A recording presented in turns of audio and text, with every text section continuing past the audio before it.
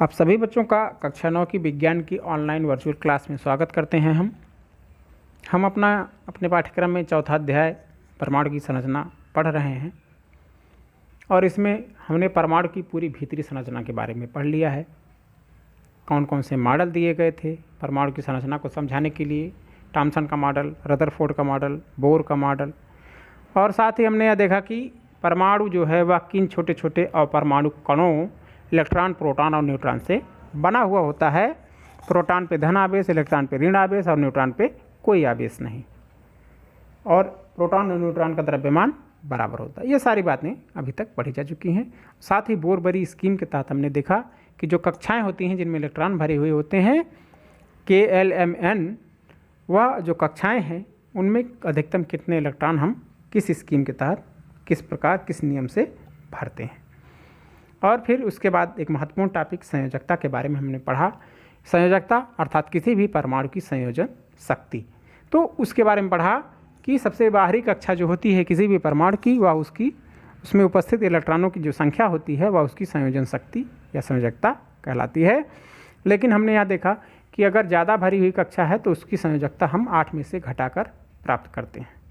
आधे से ज़्यादा भरी हुई है, अष्टक मतलब 4 से ज़्यादा इलेक्ट्रॉन हैं उसकी बाह्य कक्षा में, तो हम उस तत्व की परमाणु की संयोजकता 8 में से घटाकर जो संख्या प्राप्त होती है उसको हम उस तत्व की संयोजकता कहते हैं।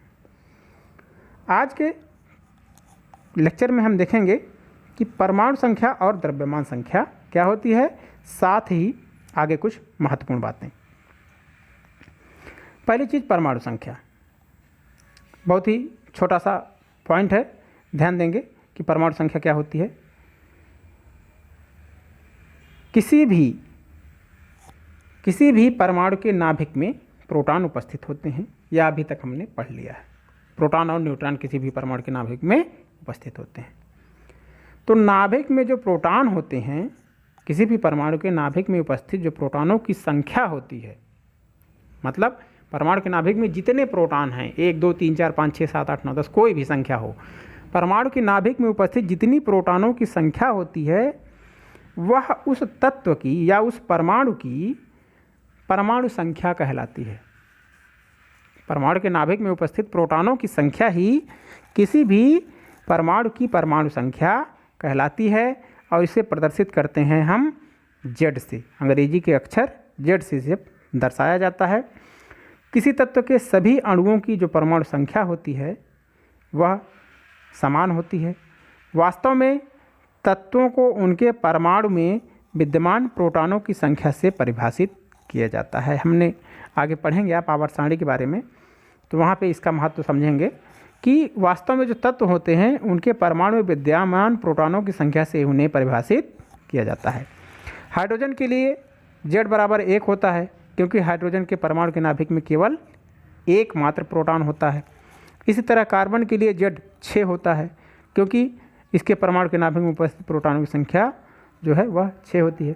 तो इस प्रकार जो परमाणु के नाभिक में उपस्थित प्रोटॉनों की कुल संख्या होती है वही उस परमाणु की परमाणु संख्या कहलाती है। क्लियर? आगे देखेंगे द्रव्यमान संख्या। एक परमाणु के जो अपरमाणु कण होते हैं उनका अध्ययन करने के बाद हमने यह देखा कि व्यवहारिक रूप से जो परमाणु का द्रव्यमान होता है उसमें जो प्रोटॉन उपस्थित होते हैं उसके नाभिक में और जो न्यूट्रॉन उपस्थित होते हैं दोनों के द्रव्यमानों का योग होता है। और यह जो प्रोटॉन न्यूट्रॉन हैं चूँकि नाभिक में उपस्थित होते हैं इसलिए इन्हें न्यूक्लियॉन भी कहा जाता है। नाभिक में उपस्थित होने के कारण इन दोनों कणों को मिला करके क्या कहते हैं, न्यूक्लियॉन भी कहते हैं। और परमाणु का जो द्रव्यमान होता है, संपूर्ण द्रव्यमान उसके नाभिक में ही होता है। उदाहरण के लिए कार्बन का द्रव्यमान 12 U है, क्योंकि इसमें 6 प्रोटॉन है और 6 न्यूट्रॉन हैं। तो दोनों की संख्या का जो योग है, दोनों के द्रव्यमानों का जो योग है वह उस परमाणु का परमाणु द्रव्यमान कहलाता है। इसी तरह एल्युमिनियम का परमाणु द्रव्यमान 27 होता है, क्योंकि इसमें 13 प्रोटॉन हैं और न्यूट्रॉनों की संख्या 14 है। तो एक परमाणु के, इससे क्या निष्कर्ष निकला कि एक परमाणु के नाभिक में उपस्थित प्रोटॉनों और न्यूट्रॉनों की संख्या का योग किसी भी परमाणु के नाभिक में उपस्थित कुल प्रोटॉनों और कुल न्यूट्रॉनों की संख्या का योग द्रव्यमान संख्या या परमाणु द्रव्यमान कहलाता है। किसी परमाणु को दर्शाने के लिए जो परमाणु संख्या होती है, द्रव्यमान संख्या होती है, और वह कैसे हम प्रदर्शित करते हैं इस तरह जान लें। यह तो क्लियर हो गया कि द्रव्यमान संख्या किसी भी परमाणु के नाभिक में उपस्थित जो प्रोटॉनों की संख्या होती है, जो न्यूट्रॉनों की संख्या होती है, दोनों का योग उस परमाणु का परमाणु द्रव्यमान या द्रव्यमान संख्या कहलाता है। कैसे इसे हम इन तथ्यों को प्रदर्शित करते हैं किसी परमाणु के चारों ओर। क्या करते हैं कि सबसे पहले बीच में तत्व का प्रतीक लिखते हैं, आगे नीचे की तरफ हम परमाणु संख्या लिखते हैं, और ऊपर आगे की तरफ हम द्रव्यमान संख्या को प्रदर्शित करते हैं। मतलब यहाँ पे मान लीजिए यह H है, हाइड्रोजन है, तो Z कहाँ रहेगा? नीचे रहेगा, और A कहाँ रहेगा? ऊपर रहेगा। Z को परमाणु संख्या कहते हैं, A को परमाणु द्रव्यमान या द्रव्यमान संख्या कहा जाता है। तो इस तरह हम किसी भी तत्व का जो प्रतीक होता है उसके आगे, ऊपर और नीचे परमाणु संख्या और द्रव्यमान संख्या को हम प्रदर्शित करते हैं। जैसे नाइट्रोजन का उदाहरण दिया गया है कि नाइट्रोजन का परमाणु संख्या द्रव्यमान संख्या कैसे प्रदर्शित करेंगे। तो परमाणु संख्या 7 होती है, इसको हम नीचे आगे लिखते हैं, और आगे ऊपर जो लिखा जाता है वह द्रव्यमान संख्या लिखी जाती है। तो परमाणु संख्या द्रव्यमान संख्या क्लियर हो गया। यह जो टॉपिक हम बताने जा रहे हैं समस्थानिक, या इस वर्ष आपके सिलेबस से कोरोना महामारी के कारण हटा दिया गया है, लेकिन महत्वपूर्ण टॉपिक है, इसलिए इन शॉर्ट थोड़ा सा समझा देते हैं। बोर्ड की परीक्षा में आपसे इनसे प्रश्न नहीं पूछे जाएंगे, क्योंकि यह जो 30% सिलेबस आपका कम किया गया है उसमें से यह हटा दिया गया है। लेकिन समझने के लिए समझ लें, इसको बहुत याद करने की ज़रूरत नहीं है कि प्रकृति में जो तत्व होते हैं उनकी परमाणुओं की पहचान उनकी परमाणु संख्या से की जाती है, लेकिन द्रव्यमान संख्या उनकी अलग अलग होती है। कुछ ऐसे भी परमाणु दिखाई देते हैं जिनकी परमाणु संख्या तो एक जैसी होती है, लेकिन द्रव्यमान संख्या अलग अलग होती है। जैसे हाइड्रोजन के परमाणु को लें तो इसके 3 परमाणु कण पाए जाते हैं, 3 तरह के हाइड्रोजन परमाणु पाए जाते हैं। एक है प्रोटियम, दूसरा है ड्यूटेरियम, तीसरा है ट्राइटियम। तो प्रत्येक की परमाणु संख्या तो समान होती है, लेकिन जो द्रव्यमान संख्या होती है वह क्रमशः 1, 2 और 3 होती है। इस तरह के अन्य उदाहरण हैं कार्बन 6, 12 और 6, 14, क्लोरीन 17, 35 और 17, 37। तो यह परमाणु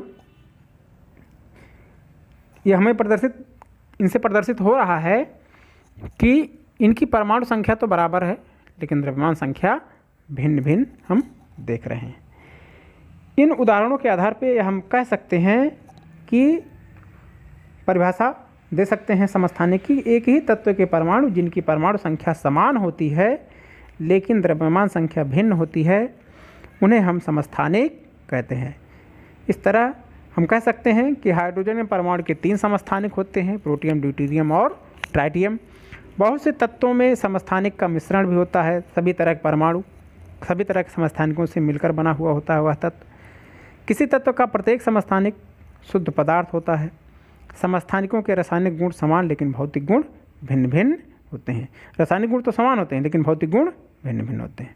प्रकृति में क्लोरीन 2 समस्थानिक रूप में पाया जाता है, जिनका द्रव्यमान क्रमशः 35 U 37 U होता है, और यह 3:1 के अनुपात में मिले हुए होते हैं।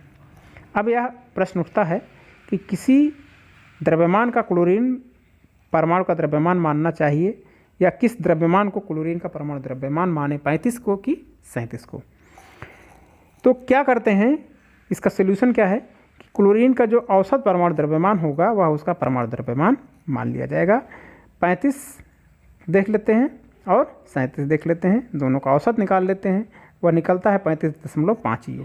इसलिए दोनों समस्थानिकों के औसत परमाणुविक द्रव्यमान को ही क्लोरीन का परमाणु द्रव्यमान माना जाता है, क्योंकि किसी भी क्लोरीन तत्व के नमूने में यह दोनों ही समस्थानिक उपस्थित होते हैं। किसी प्राकृतिक तत्व के एक परमाणु का द्रव्यमान उस तत्व के में विद्यमान सभी प्राकृतिक रूप से पाए जाने वाले परमाणुओं के औसत द्रव्यमान के बराबर होता है। अगर किसी एक तत्व का कोई समस्थानिक नहीं है तो परमाणु का द्रव्यमान उसमें उपस्थित प्रोटॉनों और न्यूट्रॉनों की संख्या न्यूट्रॉनों के द्रव्यमान का योग होता है। लेकिन अगर एक तत्व समस्थानिक रूप में उपस्थित होता है तो हमें प्रत्येक समस्थानिक का प्रतिशत जानना होगा कि कितनी प्रतिशत में वह समस्थानिक उस तत्व में उपस्थित है, और उसके औसत द्रव्यमान की गणना करनी होगी, जिससे हम उसका वास्तविक परमाणु द्रव्यमान ज्ञात कर सकेंगे। इसका मतलब यह नहीं है कि क्लोरीन का परमाणु द्रव्यमान एक भिन्नात्मक संख्या है। इसका तात्पर्य यह हुआ कि अगर आप क्लोरीन की कुछ मात्रा लेते हैं तो उसमें क्लोरीन के समस्थानिक होंगे और उसका जो औसत द्रव्यमान होगा वह 5.5 U होगा। हम मान के यह चलते हैं कि प्रत्येक नमूने में दोनों तीनों जितने तरह के समस्थानिक हैं वह समाहित हैं, तो हम उसका औसत द्रव्यमान ले लेते हैं। समस्थानिकों के अनुप्रयोग क्या हैं दैनिक जीवन में? कुछ समस्थानिकों के विशेष गुण होते हैं जिनका उपयोग हम विभिन्न क्षेत्रों में करते हैं। जैसे यूरेनियम का एक समस्थानिक का उपयोग जो है परमाणु भट्ठी में ईंधन के रूप में होता है। कैंसर के उपचार में कोबाल्ट के एक समस्थानिक का उपयोग किया जाता है। घेंघा रोग के इलाज में आयोडीन के एक समस्थानिक का उपयोग होता है। यह दैनिक जीवन में समस्थानिकों के उपयोग होते हैं। एक और पॉइंट है, यह भी आपके सिलेबस से इस साल बाहर कर दिया गया है। संभारिक दो तत्व होते हैं कैल्शियम के, एक का परमाणु संख्या 20 होता है और आर्गन होता है एक परमाणु, उसकी परमाणु संख्या 18 होती है। लेकिन प्रोटॉनों की संख्या तो भिन्न भिन्न है, इसलिए इनकी परमाणु संख्या भिन्न है, लेकिन दोनों तत्वों की जो द्रव्यमान संख्या होती है वह 40 होती है। मतलब इस जोड़े के जो अणु हैं उनमें न्यूक्लियनों की संख्या तो समान है, भले ही प्रोटॉनों की संख्या भिन्न भिन्न है, लेकिन न्यूक्लियनों की संख्या समान होती है।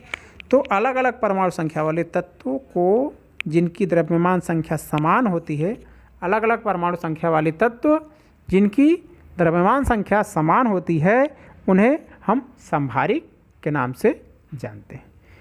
तो यह समस्थानिक थे और संभारिक थे। ये आपको बहुत ज़्यादा नहीं इस पर केयर करना है, क्योंकि इस साल आपके बोर्ड एग्जाम से इसको बाहर किया गया है। आपको मेन फोकस यहाँ पे रखना है कि परमाणु संख्या क्या होता है, द्रव्यमान संख्या क्या होता है, इससे आप समस्थानिक संभारिक आसानी से समझ लेंगे। तो यह अध्याय और यह क्लास इसी के साथ समाप्त होती है।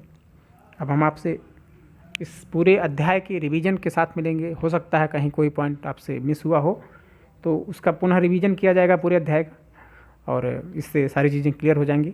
और तब तक आप घर पे रहें। हमारी बहुत बहुत शुभकामनाएं।